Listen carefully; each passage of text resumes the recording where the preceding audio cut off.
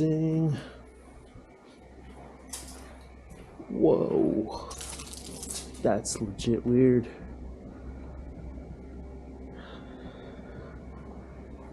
Oh, it's so soft. We're gonna have to hunt in this. This is crazy. And drive. Wow.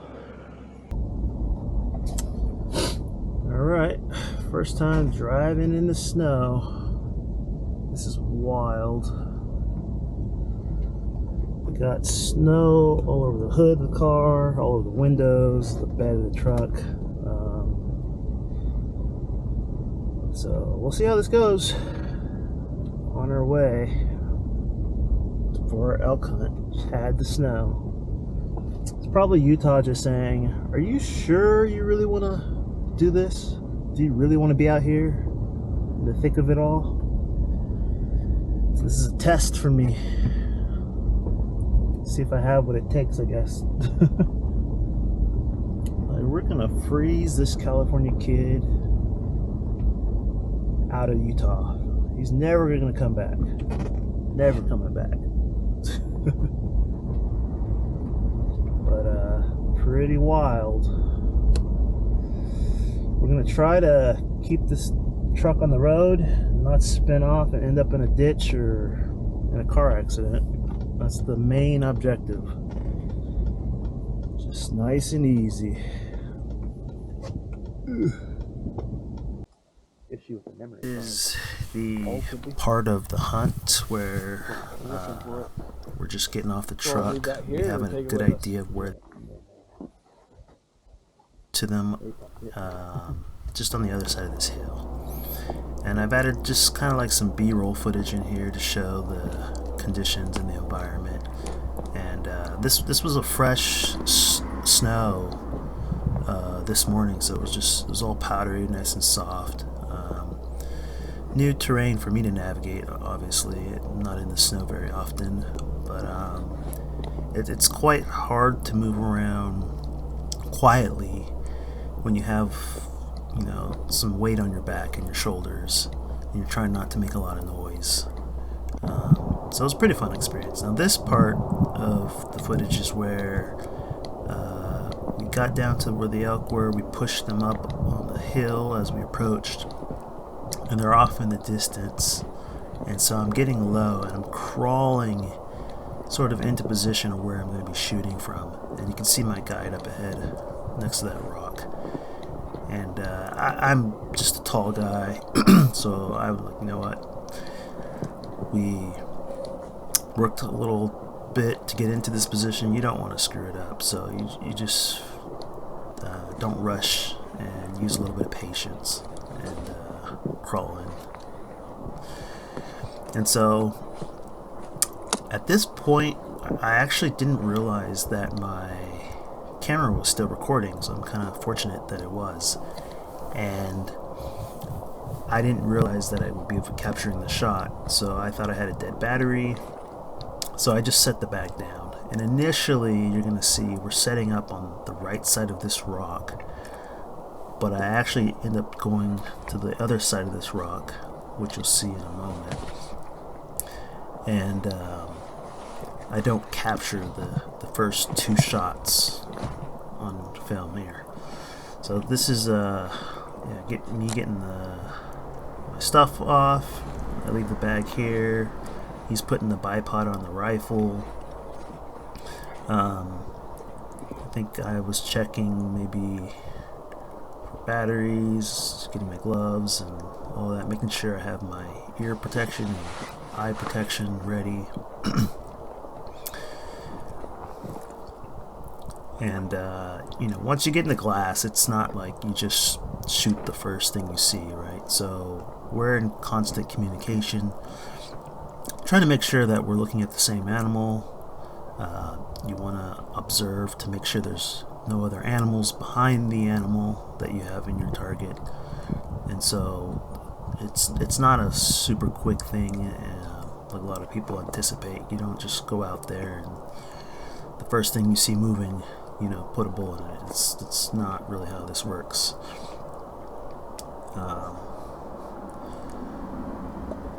Now, as it'll turn out, my holdover was a little bit low for 300 yards. We're looking about 310 yards down the range here through the scope.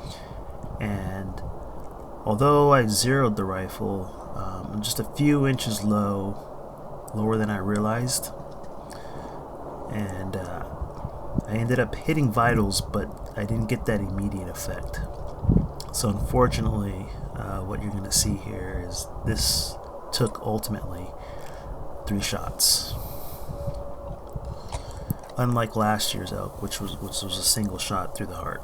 So I have some work to do at the range, obviously, so that doesn't happen again. And so this is us coming back after the first 2 shots, and then shortly we're gonna walk over.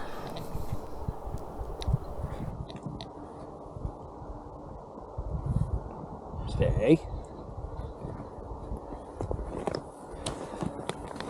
The battery died.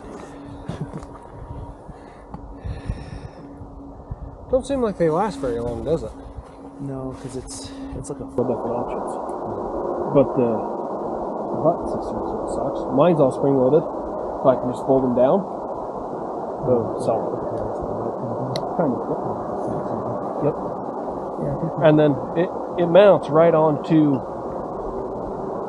the swivel for the swing. It clamps onto that, and then there's just a set screw you screw down, and it makes it solid.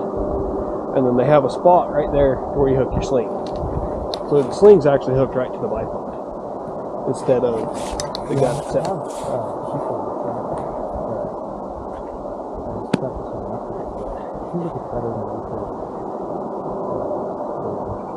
Yeah, I mean, it's a nice bipod, don't get me wrong. It's just there's too much involved when it comes to hunting. Because, I mean, if you're shooting 900 to 1,000 yards, you got all the time in the world. Sometimes, like these closer shots, you do, but you don't.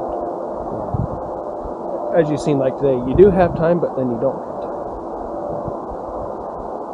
I think in this environment, yes. So the first initial them run here, if we were hunting wild, there had been 5 canyons before we could have made it 30 feet. That's how fast they can move. Well, make sure she's dead. Let's go ahead and get my long hit back in the pickup. To our surprise, we found the elk sitting up like this. Now I'm going to pause this and say I'm going to mask the animal at this point in time, but essentially this animal is now vitally wounded and cannot run away from us. So I felt terrible, but the 3rd shot here is going to go in the back of the spine to break its neck and the central nervous system, and more ethically put it down than letting it sit here and suffer at this point. So this was a very hard moment for me, but also a learning experience for me.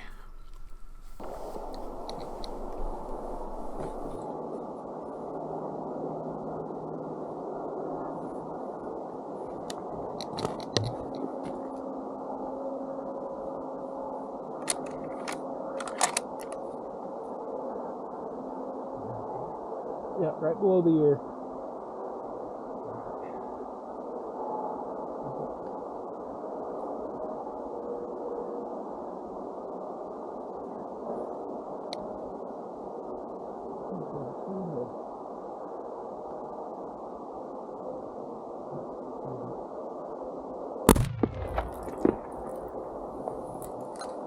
I did it.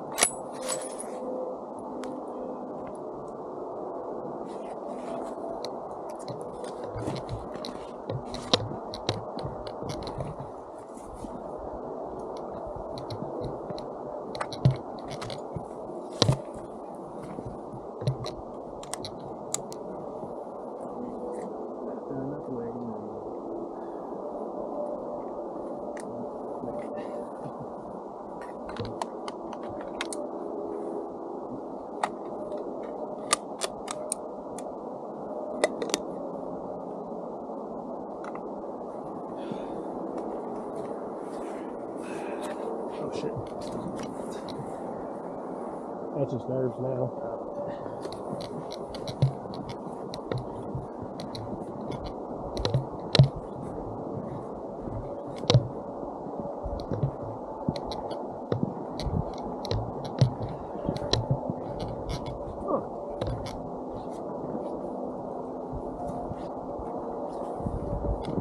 Good thing there's snow on the ground.